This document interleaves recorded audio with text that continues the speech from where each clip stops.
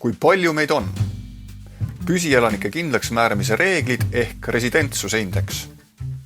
Eesti rahvaarvu kindlaks tegemiseks peame teadma, kes siin püsivalt elavad. Rahvastikuregistrisse kantakse sünnid, surmad ja ränne, kuid viimane jääb sageli registreerimata. Registreeritud elanikud ja nende hulgas püsielanikud. Kuidas siis teada saada, et kui palju meid Eestis tegelikult on?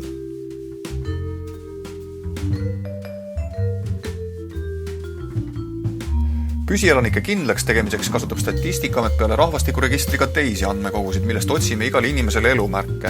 Kokku vaadatakse ligi 30 võimalikku elumärki. Näiteks saab inimene elumärgi, kui ta käib tööl, koolis, arsti juures, on ajateenistuses, vahetab dokumenti või saab sotsiaaltoetust. On püsielanik. On püsielanik. Ei ole püsielanik. Kõik elumärgid ei ole samaväärsed.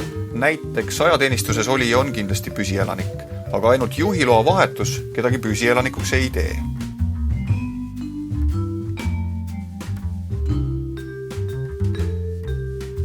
Elumärgid aitavad määrata püsielanikke. Nii saamegi teada tegeliku rahvaarvu, mis on vajalik oleviku otsusteks ja tuleviku planeerimiseks.